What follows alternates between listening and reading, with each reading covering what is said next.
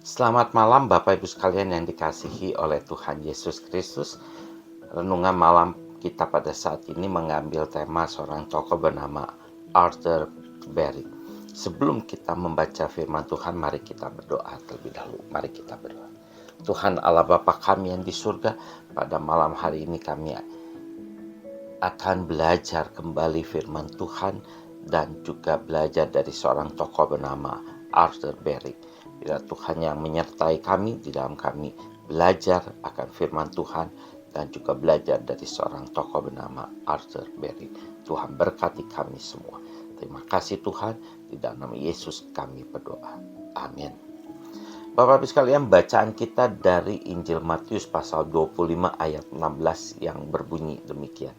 Segera pergilah hamba yang menerima 5 talenta itu, yang menjalankan uang itu lalu beroleh laba 5 talenta. Bapak Ibu sekalian, Arthur Berry. Rasanya banyak di antara kita yang tidak tahu siapa Arthur Berry tersebut. Saya juga baru tahu siapa Arthur Berry setelah mempersiapkan renungan singkat ini. Arthur Berry adalah seorang pencuri yang spesialisnya mencuri perhiasan. Dia adalah seorang pencuri ulung. Ini yang membuat Berry mendapat reputasi internasional sebagai salah satu pencuri paling terkemuka sepanjang masa.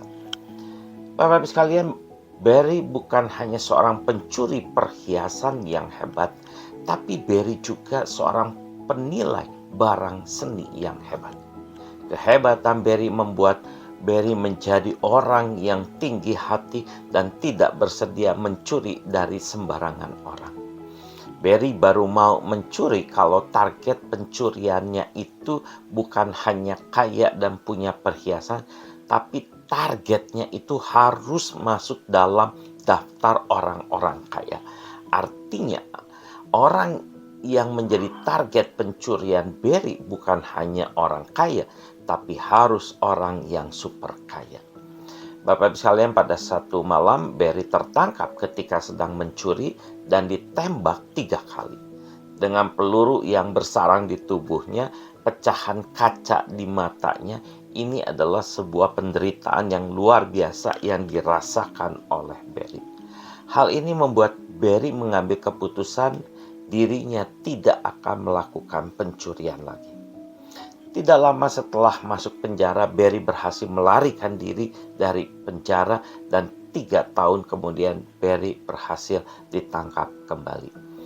Akhirnya Berry menjalani hukuman penjara selama 18 tahun.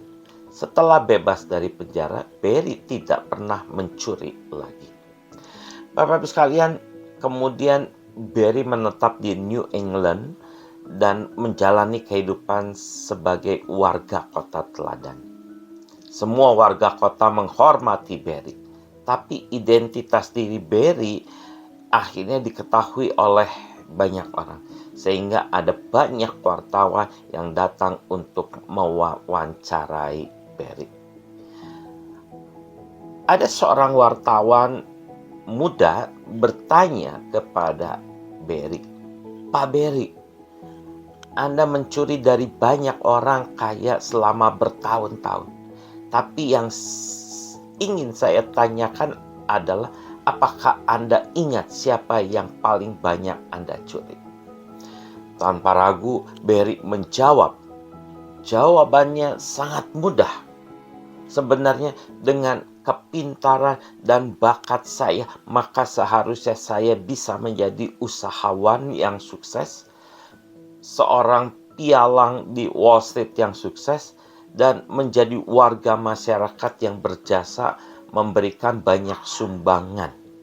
Tapi sebaliknya, saya memilih kehidupan sebagai seorang pencuri dan melewatkan 2/3 masa dewasa saya di penjara. Ya, orang yang paling banyak saya curi adalah diri saya sendiri. Bapak Ibu sekalian, Tuhan sudah memberikan kepada kita talenta. Sekarang kita mau mengembangkan talenta kita itu ke arah mana? Apakah kita mau mengembangkan talenta kita seperti yang Tuhan mau, atau mau menjadi seperti Barry yang mempergunakan talentanya untuk mencuri, untuk merugikan orang banyak. Bapak sekalian, hidup ini adalah kesempatan untuk menjadi yang terbaik. Dengan demikian, jangan pernah kita menyia-nyiakan talenta yang sudah Tuhan berikan kepada kita untuk melakukan banyak hal yang baik. Tuhan Yesus memberkati kita semua. Amin.